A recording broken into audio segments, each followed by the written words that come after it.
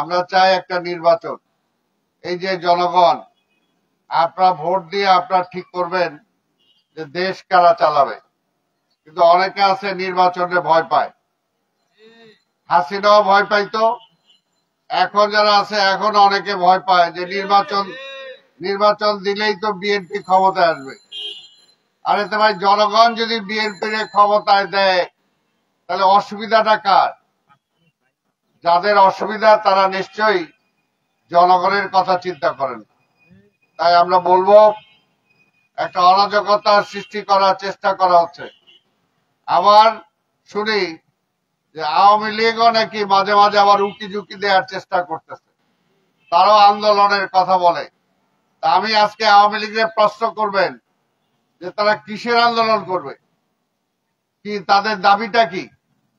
দাবিটা ওই চোর হাসিনারে আবার ক্ষমতায় নিয়ে আসা? দাবিটা কি আবার বিনা নির্বাচনে 15 বছর ক্ষমতায় থাকা? দাবিটা কি এই যে বিনা বিচারে হত্যা করা? দাবিটা কি এই যে আজকে ব্যাংক লুট করা, শেয়ার মার্কেট লুট করা, যতটুকু খাইছে আবার খাওয়ার জন্য তাদেরকে ক্ষমতায় আনা? তাদের দাবিটা কি? আওয়ামী লীগ তো একটা চোরের দল, একটা লুটেরার দল, রিলিফ চোর, কম্বল চোর, ভোট চোর। এই আবার আওয়ামী লীগ কিসের আবার তারা কথা বলতে চায়? তাই আমরা এই সরকারকে বলবো, আপনার এই ঢিলামির কারণে আজকে কিন্তু এই অবস্থা হচ্ছে। এর ঢিলামি হওয়ার কোনো সুযোগ নাই।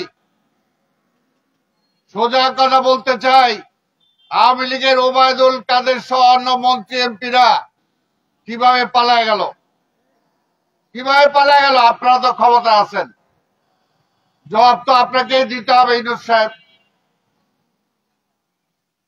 তাই আজকে বলতেছি, আপনি যদি এগুলো না পারেন, আল্লাহর রাস্তায় এই সরকার আপনারা আমরা আনছি একটা কারণেই, যে 15টা বছর এই দেশের মানুষ ভোট দিতে পারে নাই, তারপরে ভোট চুরি হয়েছে। 18 সালে নির্বাচন করছিলাম এখানে, জনগণের ভোটে জিতছি, কিন্তু রাত্রে 1টার সময় রেজাল্ট পাল্টায় অন্য রেজাল্ট দিছে। আজকে এগুলো বন্ধ করার জন্যই তো ডক্টর ইউনূস আনছি নাকি? আমরা তো চাই, এই দেশবাসী চাই, 15 বছর ভোট ছিল না, মানুষের অধিকার ছিল না। তাই অধিকার প্রতিষ্ঠার জন্য এই মানুষ একটা ভোট দিতে চায়। সেই গ্যারান্টিটা দেওয়ার জন্যই আপনাকে ক্ষমতা আনা হয়েছে। তাই আল্লাহর রাস্তায় আর দেরি না কইরা যত তাড়াতাড়ি সম্ভব একটা জাতীয় নির্বাচনের ব্যবস্থা করেন। এবং আমরা বিশ্বাস করি, নির্বাচিত সরকার আসলে এই যে আজকে যে সমস্যা বাড়তেছে দিনের পর দিন, আপনি তো পারতেছেন না, উল্টা আরো ট্যাক্স বাড়াইছেন। ট্যাক্স বাড়ানোর ক্ষমতা কে দিছে আপনারে? কে দিল? আপনারা আসছেন একটা নির্বাচন করে নির্বাচিত সরকারের কাছে ক্ষমতা দিবেন। অন্য যারা আপনাদের ব্যবহার করে যারা দল করতে চায়, ওইটাই আপনি শরিক হয়েন না। তাদেরকে বলে দল করুক, অসুবিধা তো নাই, দল করুক, নির্বাচন করুক, কোনো অসুবিধা তো নাই। বিএনপি তো আর ক্ষমতায় নাই যে না বিএনপি চুরি করে ভোট দিয়ে ক্ষমতায় যাবে। আমরা তো বলছি জনগণ যারে ক্ষমতায় দিবে সে ক্ষমতায় যাবে। আপনারা তো ধৈর্য নিচ্ছেন বিএনপি ক্ষমতায় যাবে, তা আমরা কি করব? অসুবিধা তো আমাদের না।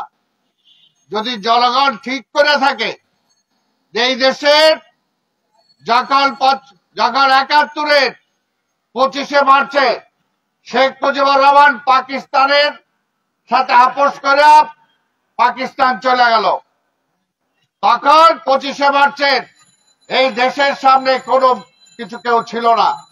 তখন জিয়াউর রহমান একজন মেজর হিসাবে ঘোষণা দিয়েছিলেন বাংলাদেশের স্বাধীনতা।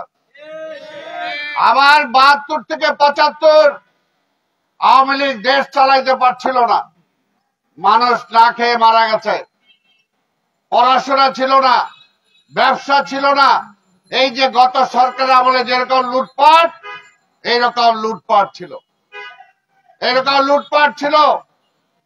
বিদেশ থেকে রিলিফ আসতো, রিলিফ এই দেশের মানুষ পাইতো না, ওই সীমান্তের ওই পার চলে যেত। এই অবস্থায় সেনাবাহিনীর মধ্যে কু কাউন্টার কু হইতো। কে চালাবে? নভেম্বর মাসের ৭৫-এর ১ থেকে ৫ তারিখ পর্যন্ত বাংলাদেশের ক্ষমতায় কে আছে কেউ জানে না। আজকে এই সরকার, কালকে ওই সরকার। তখন এই দেশের সেপাই জনতা ঐক্যবদ্ধভাবে জিয়া রহমানকে তখন তারা জেলে দিয়ে রাখছিল, সেইখান থেকে মুক্ত করে তার হাতে ক্ষমতা বুঝাইছে। এবং ক্ষমতা দেওয়ার পরে জিয়া রহমান এই দেশের মানুষকে খাওয়াইছেন, দেশে একটা শৃঙ্খলা ফিরে আনছেন। চোর চোরটা ডাকাত বদমাশ যারা ছিল তাদেরকে জেলে পাঠাইছেন, নাইলে ভয় অনেকে পালাইছে। তিনি দেশে একটা শৃঙ্খলা ফিরে আনছিলেন। তাই আজকের এই দেশের মানুষ বিএনপিকে চায়, জিয়া রহমানের উত্তরসূরি বেগম খালেদা জিয়া তারেক রহমানকে চায়। এটা কি বিএনপির অপরাধ? কারণ তারা দেখছে বিএনপি একটা পরীক্ষিত শক্তি। তাই বিএনপির সাথে গোসা করে হাসিনা এই দেশটার ১২টা বাজাইছে। আল্লাহর রাস্তে এখন আবার ওই বিএনপি ঠেকানোর চেষ্টা করেন না। জনগণ যাকে ক্ষমতা দেয় সেই যাবে। তাই আজকে বলতে চাই, চালের দাম, ডালের দাম, তেলের দাম এখনো কমে নাই, বিদ্যুতের দাম কমে নাই। হিসাব করে দেখেন বিএনপির আমলে বিদ্যুতের দাম কত ছিল, এখন কত।